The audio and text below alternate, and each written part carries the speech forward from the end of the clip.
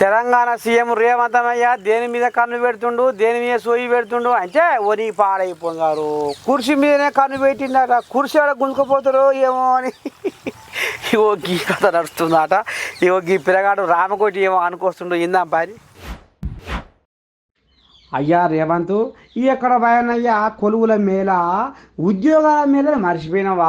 అప్పుడే ఆహా ఏమైనా పాలు పతాకము కుర్చీ కోసమే తనలాడుతున్నావు.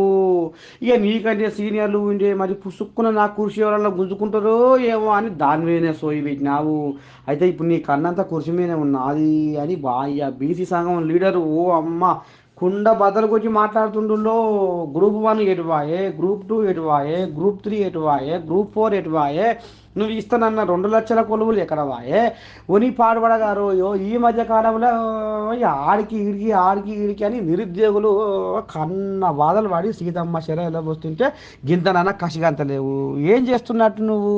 నీ ఏం పాలన, నీ పాలన అనిగో బీసీ సంఘం ఆయన పెద్ద మనిషి, ఆయన పేరు ఏం పేరు? రామకోటి లైన్లోకి వచ్చిండు. రామకోటి ఏం ఆంబాయం వెళ్ళబోసుకుంటావు ఇందాం పని. విద్యార్థులు నిరుద్యోగులు అనేటటువంటిది పాత ప్రభుత్వంలో మాకు అన్యాయం జరిగిందని కొత్త ప్రభుత్వం తెచ్చుకున్నాం. కొత్త ప్రభుత్వంలో అన్యాయం జరగలే, కళ్ళల్లో నీళ్ళు వస్తున్నాయి, ఏడుపు జరుగుతుంది. ఇక్కడ ఏడుస్తుర్రు పిల్లలు, అనేక మంది పిల్లలు చచ్చిపోతున్నారు. ఉద్యమకారులుగా ఒక ఉద్యమాలు చేస్తూ ఉంటే రేవంత్ రెడ్డి గారు ఉద్యమకారులను కూడా లెక్క చేయడం లేదు. ఉద్యమకారులకు ఏమన్నా ఏమన్నా అప్లై చేసుకుర్రా అన్నటువంటి మాటలు అంతవరకు తీసుకొస్తున్నాడు ఆయన రేవంత్ రెడ్డి గారు.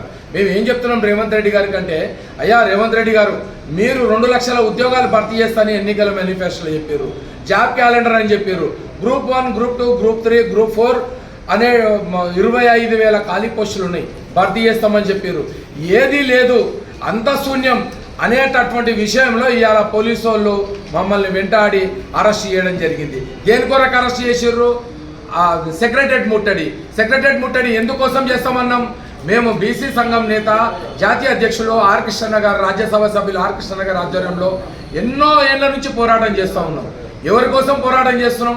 విద్యార్థులకు స్కాలర్షిప్లు, ఫీజు రియంబర్స్మెంటు, చట్టసభలో రిజర్వేషన్లు, నిరుద్యోగులకు ఉద్యోగులలో రిజర్వేషన్లు అనేటటువంటి కార్యక్రమం నుంచి ఎంతో పోరాటం చేస్తూ ఉన్నాం. ప్రభుత్వాలు మారుతున్నాయి కానీ తలరాతలు మారతలేవు ఇక్కడ ప్రభుత్వాలు. అందుకే మేము ఏం చెప్తున్నామంటే, కృష్ణన్న వాళ్ళ ప్రభుత్వంలో మన ఉద్యమాలు చేయడం ఏది కృష్ణన్న?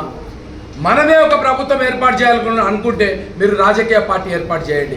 రాజకీయ పార్టీ ఏర్పాటు చేస్తే ఎస్సీలు, ఎస్టీలు, బీసీలు, ఓసీలలో కూడా పేదవాళ్ళు అంటే బ్రాహ్మణులు కానీ, చౌదరీలు కానీ, వెలుమలు కానీ, కమ్మలు కానీ, రెడ్లు కానీ, కోమటోళ్ళు కానీ అందరూ కూడా మద్దతు ఇచ్చేటటువంటి పరిస్థితులు ఉన్నారు. ఎందుకంటే ఒక మచ్చలేని మహనీయుడు కృష్ణన్న.